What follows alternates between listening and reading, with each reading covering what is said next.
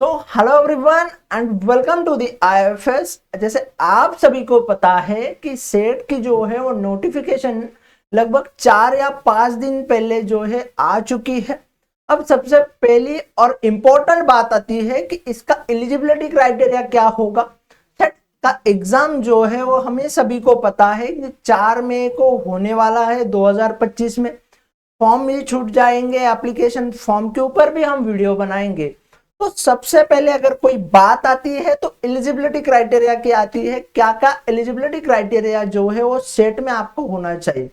अगर आप MSc second में हो या फिर आपके मास्टर के सेकंड डिग्री में हो या फिर मास्टर के फर्स्ट ईयर में हो तो फिर आप दे सकते हो क्या। अगर आपके बैकलॉग है तो भी आप दे सकते हो क्या। आपको कौन कौन सा क्राइटेरिया होना चाहिए, क्या क्या परसेंटेज होनी चाहिए, रिजर्वेशन पॉलिसी क्या होगी, इन सारी चीजों से लेके क्या करने वाले हैं हम आज जो है वो डिस्कशन करने वाले हैं। तो दोस्तों सेशन को जो है वो स्टार्ट करते हैं। तो सबसे पहले अगर हम जाए तो सबसे पहले अगर हम बात करें तो बात आती है एलिजिबिलिटी क्राइटेरिया की। ओके, सो फर्स्ट के थ्रू जाए, यहाँ पे ए मेंशन किया है जो कैंडिडेट है उसको must have a masters degree, वो भी रिकॉग्नाइज करेगा किसी यूनिवर्सिटी ग्रांटेड कमीशन के through in a subject of set. मतलब आपके पास जो है वो मास्टर की डिग्री होनी चाहिए। आपका मास्टर्स की डिग्री आप या तो कंप्लीट होनी चाहिए फिर आप अपेयरिंग में होनी चाहिए, बट लेकिन मास्टर की डिग्री जो है आप किसी यूजी से यूनिवर्सिटी के थ्रू आप कर रहे हो, जिस भी आप सब्जेक्ट में दे रहे हो वो जो सब्जेक्ट है वो किसी यूनिवर्सिटी के थ्रू होना चाहिए। फिर सेकंड जो है the candidate having post graduate diploma certificate award by Indian university institute और foreign degree diploma certificate awarded by the foreign university institute should be in their own interest a section of equivalence of their diploma degree certificate with a master degree of a recognized Indian university from the Association of Indian University AIU new Delhi के through. मतलब आपने जो है अगर आपका post graduation diploma हो जाए या फिर सर्टिफिकेट हो जाए ये किसी इंडियन यूनिवर्सिटी के थ्रू, यूनिवर्सिटी के थ्रू, या फिर आपका फॉरेन से डिप्लोमा हो जाए, डिग्री हो जाए या सर्टिफिकेट हो जाए, बट वो इक्विवेलेंट होने चाहिए किस चीज के साथ, तो मास्टर डिग्री के साथ हमारे महाराष्ट्र सेट के या फिर यूनिवर्सिटी ग्रांटेड कमीशन के। और उसके लिए जो है इन्होंने यहाँ पे जो है वो वेबसाइट भी मेंशन की है www.aiu.ac.in। इस वेबसाइट के ऊपर आप जो है वो कंपेयर कर सकते हैं।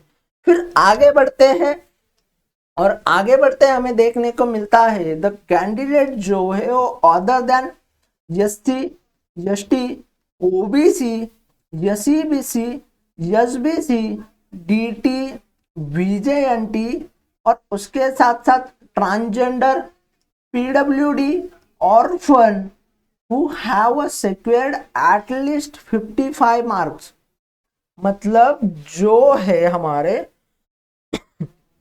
जनरल कैटेगरी के लिए हम कह सकते हैं कि जनरल कैटेगरी के लिए आपके लगभग आपके परसेंटेज मास्टर्स में 55 के आसपास होने चाहिए या 55 के प्लस होने चाहिए। मिनिमम जो है वो क्राइटेरिया है 55% का, बट 55% से ऊपर हो गए तो भी चलेगा, बट एटलीस्ट कितने होने चाहिए तो 55 होने चाहिए। फिर इन्होंने क्या दिया है, a masters or equivalent examination are eligible for this test।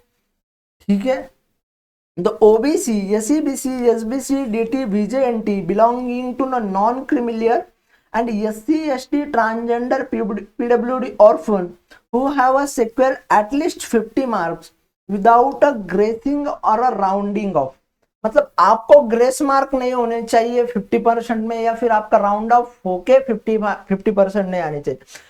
कम से कम 50 के ऊपर अगर आपके परसेंटेज है तो ही जो है आप क्या होंगे, तो इसके लिए एलिजिबल होगे। ठीक है, फिर आगे बढ़ते हैं the candidate belonging to SC, ST, OBC, SEBC, DT, VJNT चाहे वो NTB-C-D हो या फिर SBC हो जाए, इंक्लूडिंग PWD और ऑर्फन, और उनके पास क्या होना चाहिए, तो उनके पास वैलिड कैटेगरी सर्टिफिकेट होना चाहिए of the Maharashtra and Goa के स्टेट के लिए। जो हमारी MH सेट हुई की जाती है तो वो 2 स्टेट के लिए की जाती है, एक तो गोवा के लिए और एक साथ साथ महाराष्ट्र के लिए। तो आपके पास कैटेगरी सर्टिफिकेट जो वो होना चाहिए आपके दोनों स्टेट में से किसी एक स्टेट का। फिर ठीक है, आगे बढ़ते हैं। The candidate who are studying in a first year of 2 years master course or in a first 2 semester of a 4 semester course master degree studying in the 4th year or 5 year of integrated master's course are not eligible to appear for this test। मतलब अगर आप MSc first में हो, first year के first sem second same में हो, या फिर आप जो है वो जो ड्यूअल डिग्री है उसके 4th ईयर और 5th ईयर के इंटीग्रेटेड मास्टर्स कोर्स में हो, तो आप जो है वो एलिजिबल नहीं हो, not eligible to appear for this test, ऐसा बोला है। बट अगर आप MSc सेकंड ईयर में हो और सेकंड ईयर के 4th सेम में हो या 3rd सेम में हो, तो फिर जो है वो आप एलिजिबल हो इस एग्जाम के लिए। फिर आगे बढ़ते हैं।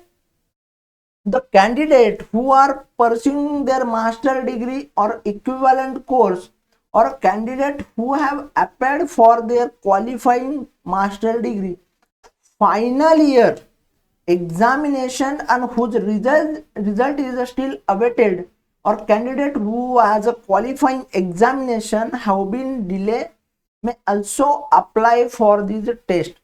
मतलब अगर आप जो है आप मास्टर डिग्री के लास्ट ईयर में हो या उसके साथ साथ आप लास्ट सेमेस्टर में हो या फिर आपका रिजल्ट जो है वो अवेटेड है, तो आप जो है वो इसके लिए जो है एलिजिबल हो सकते हैं। और सच कैंडिडेट विल बी एडमिटेड क्या हो सकते हैं, प्रोविजनली। जब आप एप्लीकेशन फॉर्म फिल करोगे तो उस टाइम जो है वो आपको क्या करना होगा, तो अवेटिंग रिजल्ट का जो है वो सर्टिफिकेट क्या करना होता है, तो अपलोड करना होता है। फिर आगे बढ़ते हैं। एटलीस्ट 55% मार्क्स एंड 50% मार्क अगर आप रिजर्वेशन पॉलिसी में आते हो तो वो भी नॉन क्रीमिलियर के लिए। उसके साथ साथ सच कैंडिडेट जो है उनकी कंप्लीट होनी चाहिए मास्टर डिग्री और equivalent examination within a 2 year from the date of SET result. आपकी मास्टर डिग्री जो है वो आपकी कंप्लीट होनी चाहिए, या फिर आप जो है अगर क्वालिफाई हो जाते हैं सेट के रिजल्ट के बाद तो 2 साल के बेहतरीन या बिटवीन आपको क्या करना होगा, ये डिग्री जो है आपकी कंप्लीटेड करके अपलोड करनी होगी सर्टिफिकेट के लिए। ठीक है। As per reservation of policy of a state of Maharashtra and Goa, only their candidate be available for reservation benefits. Therefore, other state reserve category candidate must with general category। मतलब अगर आप गुजरात से हो, आप MP से हो, आप राजस्थान से हो, आप वेस्ट बंगाल से हो, या फिर आप गुजरात और महाराष्ट्र छोड़ के और किसी भी स्टेट से हो, और बट आप जो है वो आ रहे हो किसी रिजर्वेशन पॉलिसी में, तो आपका जो फॉर्म कंसिडर किया जाएगा तो आपको जनरली कंसिडर किया जाएगा, आपको रिजर्वेशन पॉलिसी का यहाँ पे बेनिफिट नहीं मिल सकता। बट अगर आप महाराष्ट्र एंड गोवा से आ रहे हो तो फिर जो है वो आपके लिए जो भी रिजर्वेशन पॉलिसी है वो सब आप यूज कर सकते हो। फिर ठीक है। अगर आप ये सब चीज करने में गलत करते हो, मतलब आप जनरल कैटेगरी से ही आपको ऑनलाइन एप्लीकेशन फॉर्म भरना है, अगर आप महाराष्ट्र और गोवा छोड़ के किसी और भी स्टेट से हो, बट अगर आप जो है ये फेलर करते हो तो फिर आपको ऑफेंस किया जाएगा। तो जो अगर आप ऐसे केसेस के अंडर अगर क्वालिफाई भी हो जाते हो, मतलब आपने जनरल से आने के बाद, जैसे मैं एग्जांपल दे रहा हूँ, जैसे आप कोई राजस्थान से आ रहा है या फिर कोई MP से आ रहा है, तो उसने जो है वो रिजर्वेशन पॉलिसीज के थ्रू भरा फॉर्म, बट जब वो कंसिडर हो जाएगा कि वो अदर स्टेट का है तो उसको जो क्या किया जाएगा, तो उसको डिस्क्वालीफाई किया जाएगा, अगर वो क्वालिफाई हो रहा है तो भी।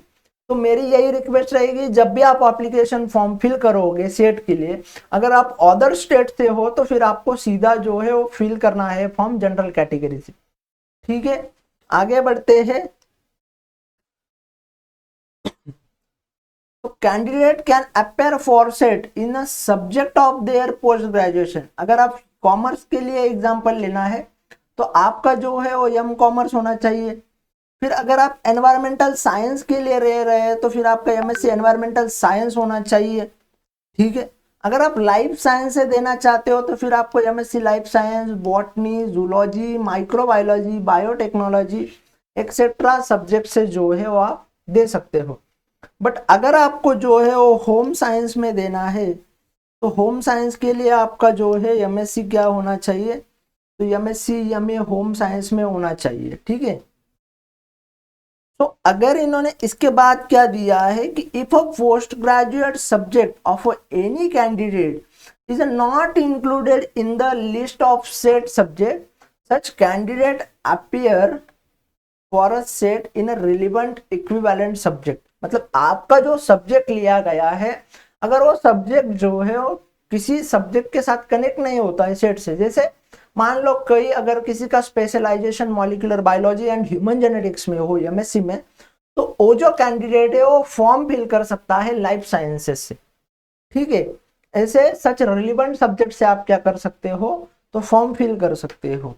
फिर नेक्स्ट क्या है, कैंडिडेट, तो candidate are neither required to send any certificate document in support of their eligibility or not a printout of the application form or confirmation page to the nodal agency। आपको online application form fill करना है, आपको किसी भी print की, certificate की या document की जो है वो आपको नोडल ऑफिस एजेंसी या फिर यूनिवर्सिटी में जो है आपको डॉक्यूमेंट सेंड करने की जरूरत नहीं है। और कैंडिडेट जो है ओन इंटरेस्ट के through eligibility for the test जो है वो दे सकते हैं। इन केस अगर आपकी इन एलिजिबिलिटी जो है बीइंग डिटेक्टेड हो जाती है नोडल एजेंसी के through, at any stage the candidate will be cancel and they shall be liable for legal action.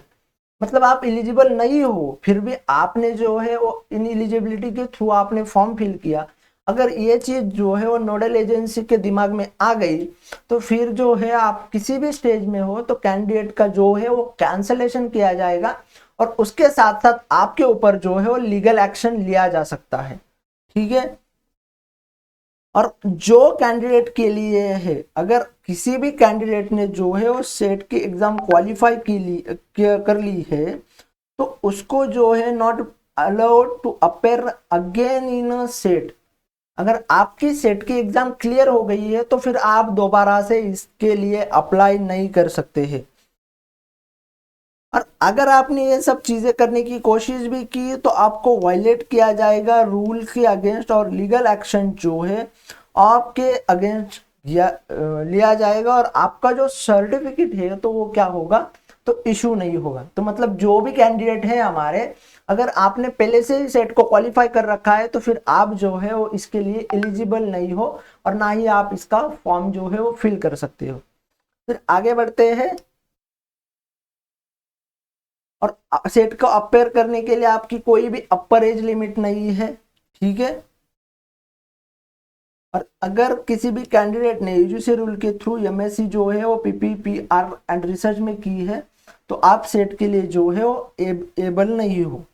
और रिजर्वेशन पॉलिसी फॉर जो सेट है वो अकॉर्डिंग टू जो है वो महाराष्ट्र गवर्नमेंट के थ्रू रहेगी या फिर महाराष्ट्र स्टेट के रहेगी। उसमें जैसे एससी जो है उनके लिए 7%, एसटी जो है उनके लिए 19%, ओबीसी के लिए 10%, ईबीसी एसईबीसी के लिए 10%, सॉरी जो 13% है वो आपके रहेगी एससी के लिए, 7% जो रहेंगे आपके रहेंगे एसटी के लिए, 19% जो रहेंगे वो रहेंगे आपके ओबीसी के लिए, 10% रहेंगे आपके एसईबीसी के लिए, 10% रहेंगे आपके ईडब्ल्यूएस के लिए, 2% रहेंगे आपके एसबीसी के लिए, 3% रहेंगे आपके डीटीए के लिए, वीजे के लिए रहेंगे 2.5%, एनटीबी के लिए रहेंगे 3.5%, एनटीसी के लिए रहेंगे 2% और एनटीडी जो है वो बिलोंगिंग के लिए आपको नॉन क्रिमिनल होना चाहिए और 20% जो सीट है वो रिजर्व रहेंगी जनरल और अनरिजर्व के लिए। ठीक है, ये सब चीजें जो है आपको याद रखनी है। और उसके साथ जो सेट नोडल एजेंसीज है वो will not issue any marksheet और क्वालिफाइड और नॉट क्वालिफाइड स्टूडेंट।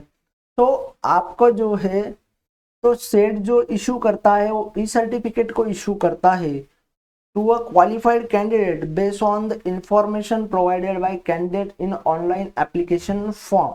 जो आप ऑनलाइन एप्लीकेशन फॉर्म में सब चीजें प्रोवाइड करते हैं उनके थ्रू ही जो है आपका ई सर्टिफिकेट जो है वो जनरेट होता है। तो ये चीज याद रखनी है आपको, ई सर्टिफिकेट निकलेगा तो ऑनलाइन एप्लीकेशन फॉर्म में आपको सभी सही चीजें जो है वो मेंशन करनी है। ठीक है, फिर आगे बात करते हैं। So thank you everyone for joining this session. IFS आपको हेल्प कर रहा है इन सब चीजों में, तो आपको क्या करना है, बस जाना है आईएफएस का ऐप डाउनलोड करना है। और जैसे ही आईएफएस का ऐप आप डाउनलोड करते हो तो आपको रजिस्टर करना है और आपको सेलेक्ट करना है ऑनलाइन प्रोग्राम में आपका सब्जेक्ट, चाहे वो आप सेट देना चाहते हो, सीएसआईआर नेट देना चाहते हो, या फिर गेट बायोटेक्नोलॉजी, गेट एक्सेल में डिफरेंट डिफरेंट सब्जेक्ट में देना चाहते हो। और उसके साथ साथ आईएफएस जो है वो एवरी वीक ला रहा है फ्री मॉक टेस्ट, तो आपको इसके लिए रजिस्टर करना है। तो thank you everyone for joining this session बच्चों।